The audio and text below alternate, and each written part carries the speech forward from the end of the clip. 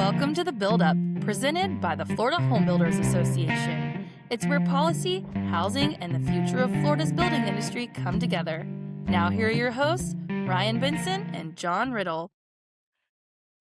Welcome to another episode of The Build Up. I'm your host, Ryan Benson, co-owner of A. Vernon Allen Builder in Naples and on Sanibel Island. And I'm your co-host, John Riddle, owner of Turning Leaf Custom Homes. We build homes throughout Orlando and the Central Florida market. So with us today, one of our favorite representatives is Representative Tiffany Esposito from right here in Lee County. We're actually broadcasting from Lee right now, so you'll see there's a few episodes for this area. This is not a green screen behind us here. No, I don't know how well you can see it in Okay. the thing, but yes, it's no, it is quite a view. It's a studio with a view. Tiffany is joining us, District 77, which is, can you tell us the general borders of the district? Sure. So I have the whole eastern part of Lee County. So I have Lehigh Acres, Buckingham, part of Alva, San Carlos Park. I have no cities in my district. Wow. And about 150,000 of my residents of my district are in Lehigh Acres. So Lehigh is a huge part of my district. Very cool. So starting, you grew up around here. I know you went to college here, but tell us about growing up around Lee County. Sure. So I was born and raised in my district. No kidding. I actually live across the street from the elementary school that I went to. Wow. I live in San Carlos Park. I was born and raised in San Carlos Park. My whole family lives in my district. My husband's whole family lives in my district. I went to school with my husband, but I went to FGCU for both my undergrad and my graduate degree. Okay. Graduated with an MBA, and my undergrad is in communications. But I'm about as homegrown as it gets. That is homegrown. Very cool. And then how did you get involved with politics initially? Great question. My day job, I run a regional chamber of commerce called Southwest Florida Inc. We cover Lee, Collier, and Charlotte County. And I've been there since about 2009. I started as the communications manager and worked my way up, and I've been the CEO since 2016. And a big part of the work that we do is economic development. And when you're talking about economic development, and you know from being in this area for many, many years, that affordable and workforce housing has been a huge topic of conversation. It was during the boom back in 2005. It was during the recession. It's constantly a topic. So the more that we as a chamber, in my chamber role, putting on that economic development hat, the more we dug into policy conversations like workforce housing, talent development, back in 2017 when we had the water crisis, looking at how can we get funding for Lake Okeechobee restoration, things like that.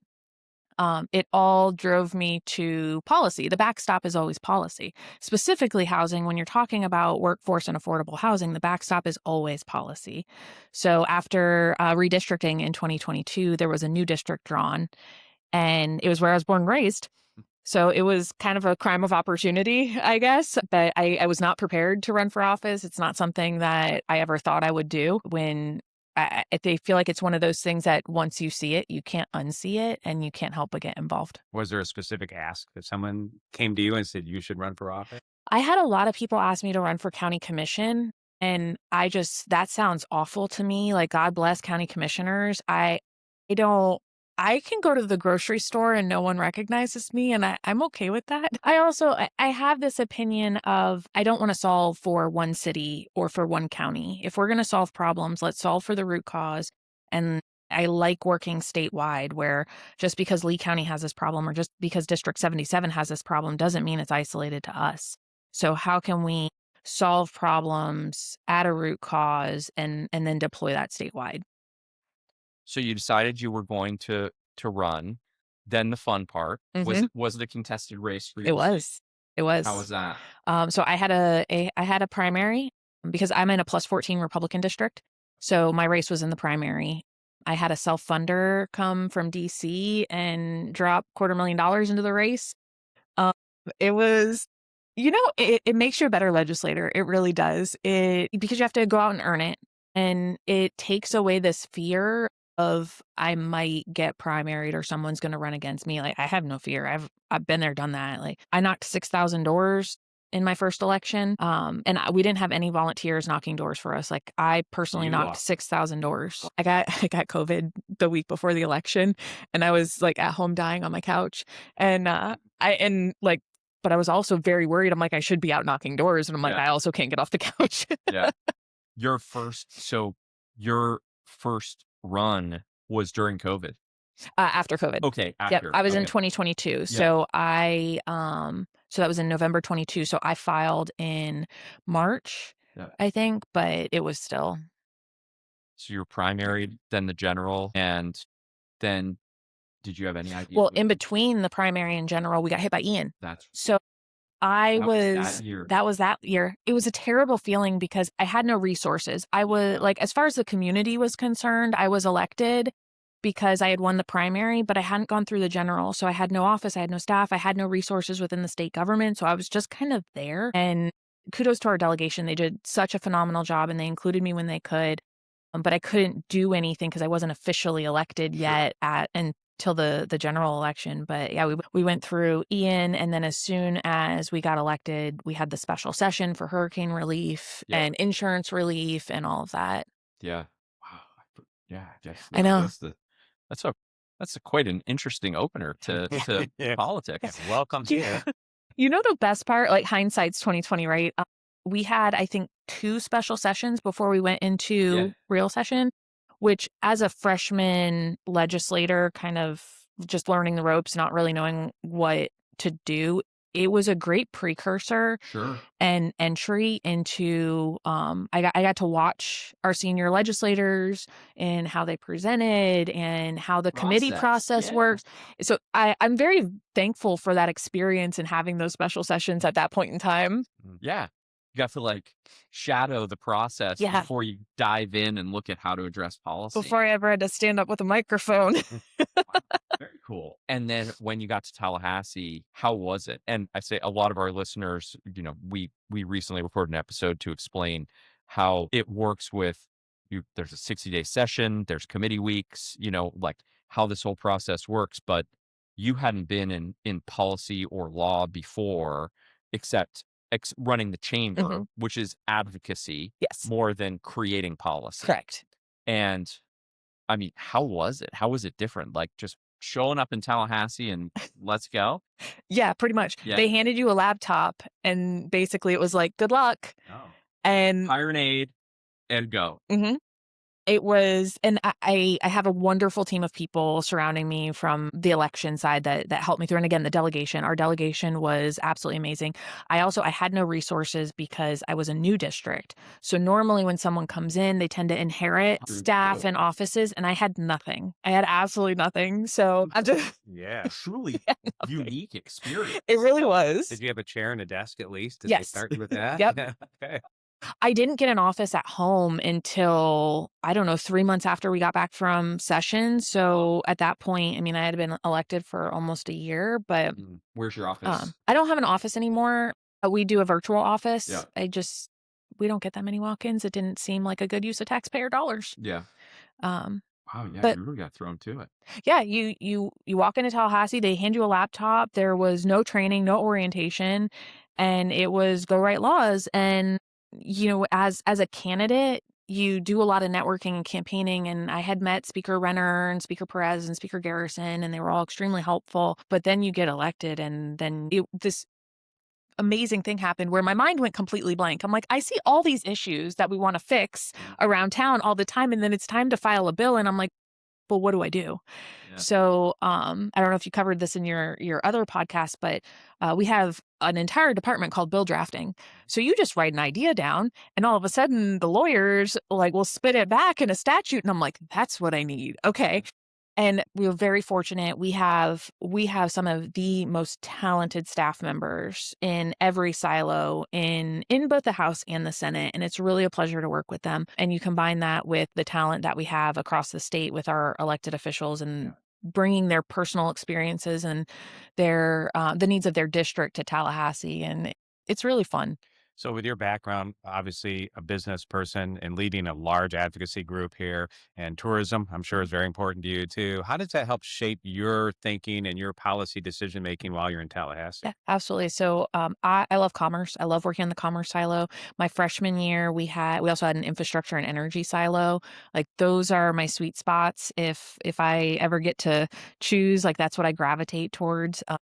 Well, let's talk about that a little bit. Sure. Your infrastructure and energy silo. Yeah, and I'm interested to hear on the energy side. So, tell us your interest and why you are more motivated for that or more directed towards that. Absolutely. So I actually, our Southwest Florida Inc., my chamber just had an event this morning. We were talking about AI and cybersecurity. You guys know the last session up until the wee hours of the last week there, we were talking about the AI data centers bill, which I voted down on both in committee and on the floor.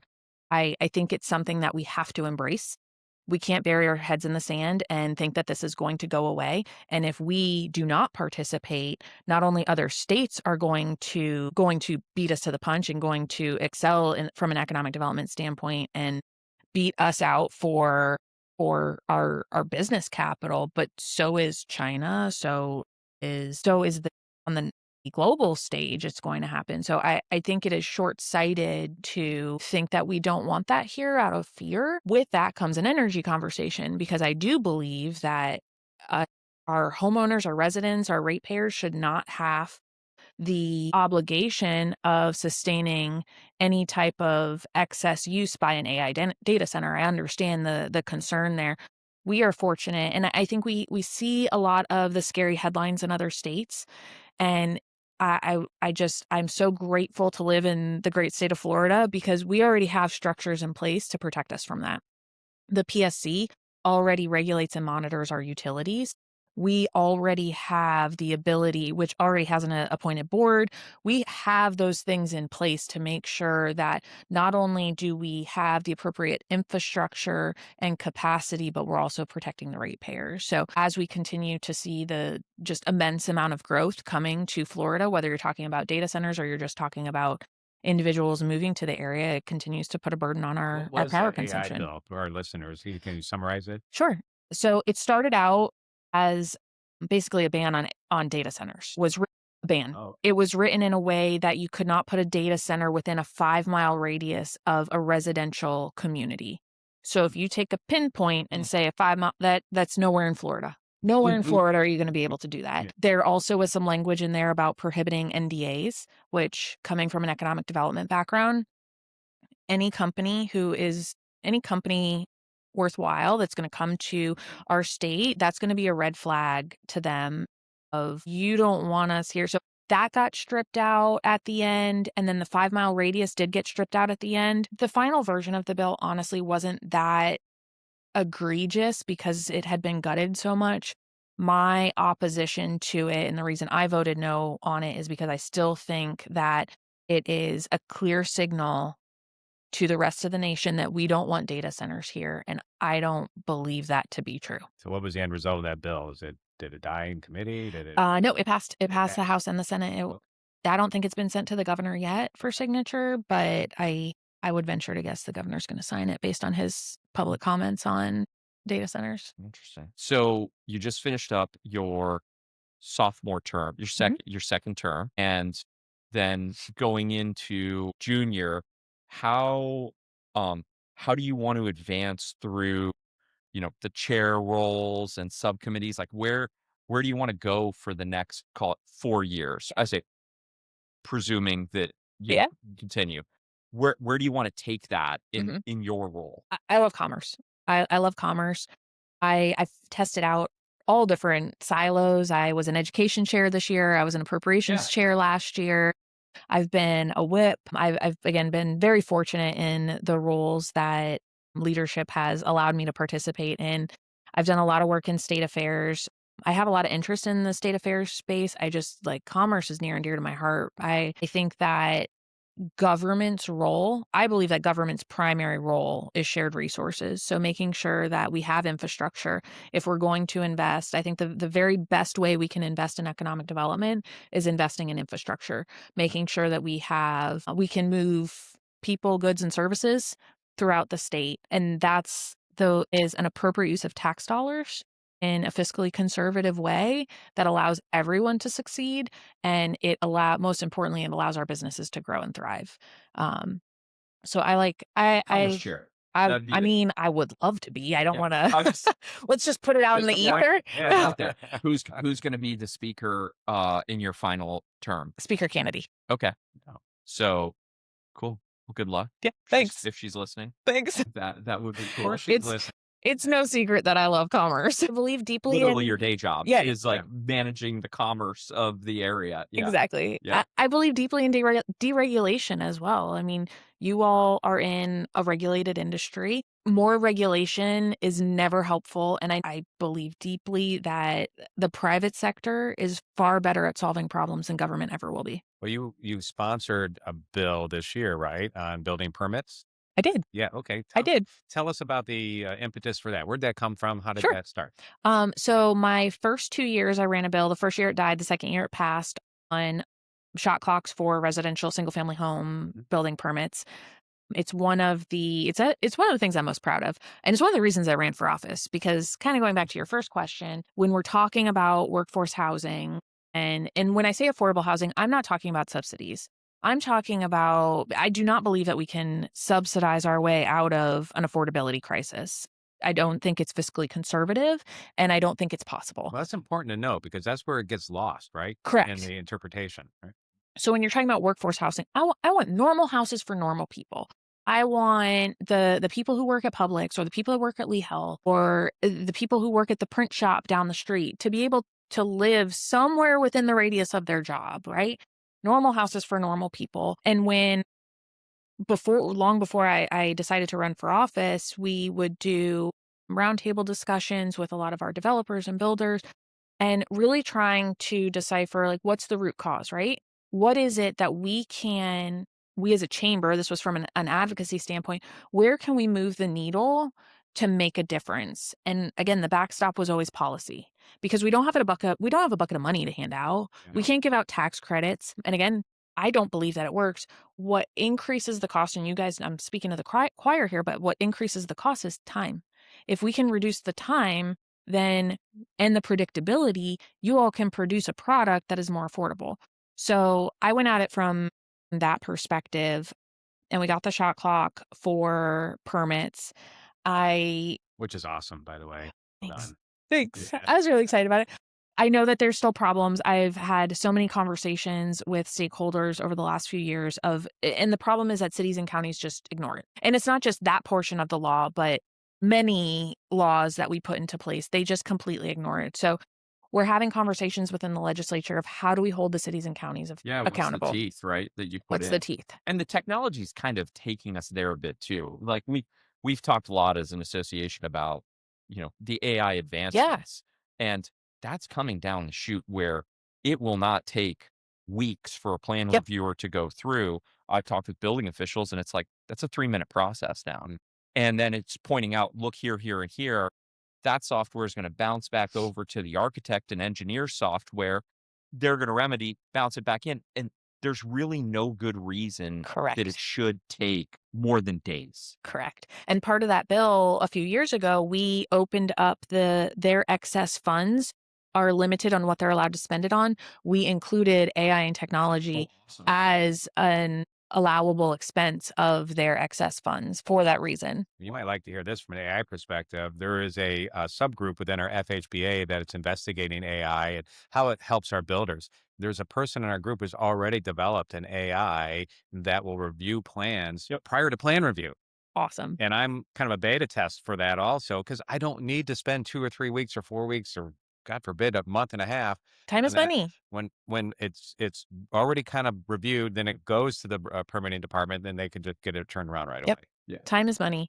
If it were up to me, like if I could wave my magic wand, I would allow private providers to issue permits, or I would get rid of permits altogether. We tried. Oh, I've tried. Yeah, I have failed. We've all tried. I failed. I got you back. Working on it. We tried. What do you think for our builder members is something that we misunderstand about Tallahassee, the builders in general? I love that question. That I have a say in everything.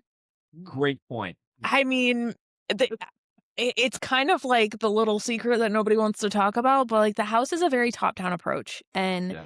there's seniority. We have freshmen, sophomore, junior, seniors.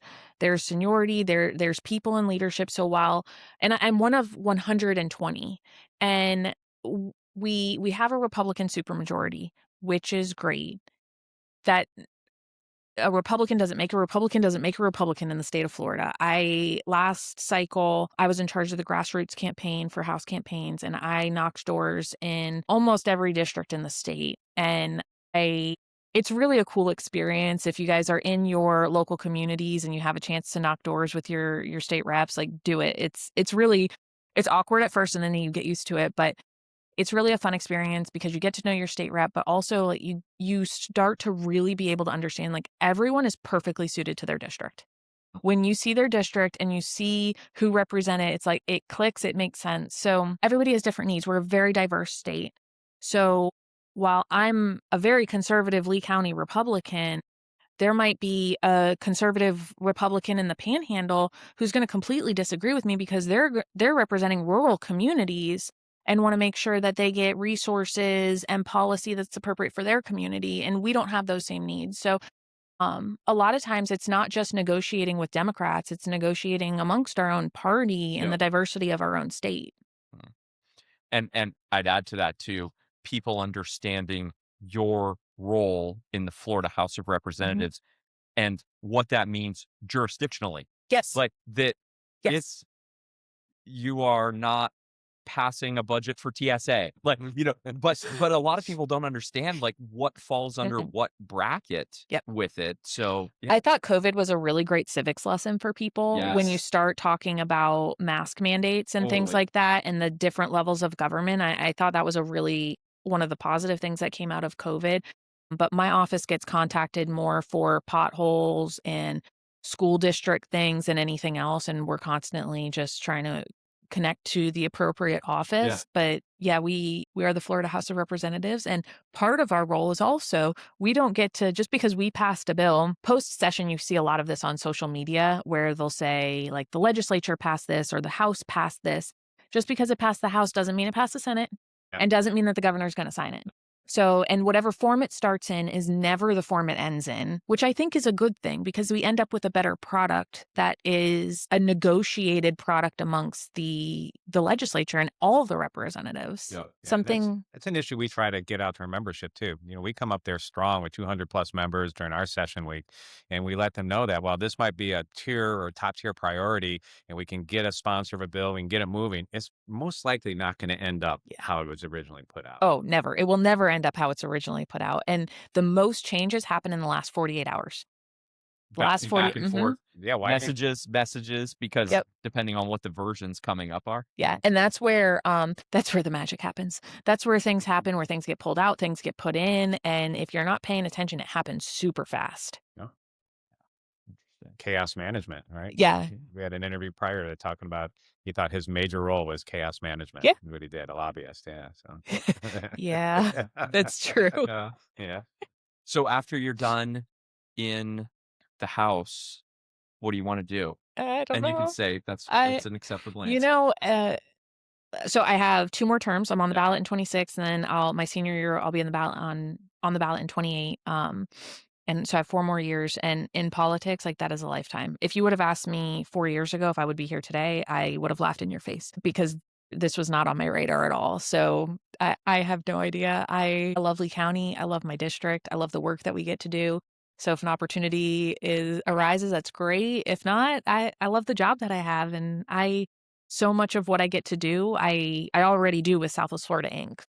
Yeah. So speaking of Lee County, what's your favorite restaurant here? Oh, here I love in your district, I should say. Yeah. Is that in my district? I love Connor's Steakhouse at Gulf Coast Town Center. Yeah. I'm also like I love Mexican food. Like you give me chips and queso, I'm good to Who go. doesn't? Right? What's the best taco spot in town? I've been going to Mr. Tequila, but I just started going to Casa Azul, also in Gulf Coast Town Center. Okay. I live in San Carlos Park. Okay. Very cool. And Tallahassee, what's your favorite restaurant? The Hobbit, the chicken wing place. So the Hobbit sounds interesting. I don't know it. What is the Hobbit? It is a dive bar. It is a dive bar that has the best chicken wings. Chicken wings and beer. And Yep. beer, right? I went to Birds when I was there last. Oh, yeah. I mean, it was Yeah. for what it was. They have a good burger. Yeah. Yeah. Okay. The last thing I want to do after a 14-hour day on the floor is stay in a suit and go to a fancy dinner. Like, I just want to get out of a suit and I just want to go have an easy, chill dinner. Yeah. So we're in Tallahassee next. We'll invite her to the Hobbit and have a chill conversation. Yeah, you go to all the random places around town. That's where you see everyone dining by themselves. Yeah. They just want like peace and quiet. And yes, after running marathon meetings all day, Yep. you want to, you need a break. Yeah. You got to get up at like 7 something and do it the next Do it all again. Mhm. There's also Maria Maria is a great Mexican restaurant on Monroe in Tallahassee. That's my go-to for Mexican food there. How long do you get to stay back here now? When's the next special session? TBD? To be determined. The governor back in January announced April 20th as the week we'd go up and do redistricting, but we still haven't completed the budget. Yeah. So It's this budget first. not necessarily No, priority, the thing you have to do Yes. is get the budget done. Yes. But because this was an early session, we have till June to get the budget done. We need it by July 1st. I believe that the governor has 15 days to sign it after we send it to him. So I would say like at drop dead is June 14th that they need it. So we have some time as opposed to last year when it was a late session and we were kind of crammed for time there. The governor's also mentioned special sessions on property taxes. So I have a feeling I'll be back in Tallahassee this summer. They said part-time job and they were Yeah. lying. Lying. Yeah, exactly. It's not 60 days. Hmm. That is committee weeks on the front, special sessions on the back, like everything else. Yeah. Yeah. That's the biggest lie they tell you. Yeah, that's 100%. the biggest lie in Tallahassee. It's a And- part-time job. And for us here in Lee County, it's so hard to get there. Oh. I mean, Tell me it takes about me it. 7 hours. So Yep. 7 hours each way, that's a whole nother work day. Yeah. And it just No matter how you do it, you drive, Mhm. you have to go through Atlanta or Charlotte. They're constantly changing and dropping flights. Yeah. Like, I mean, yeah, it's I make the best of it. I usually am on the phone the entire time on the way to and from, but it's just more of a time commitment, right? Like from this end of the world or even from the West Palm area, Miami has a direct flight. They have it a little easier, but I get on the guys in the panhandle all the time when they start complaining about it. I was like, I don't want to hear it. yeah. You drive 1 hour home. Yeah, an hour. Then you can sleep in your own bed at Yeah. night if you want. Yeah.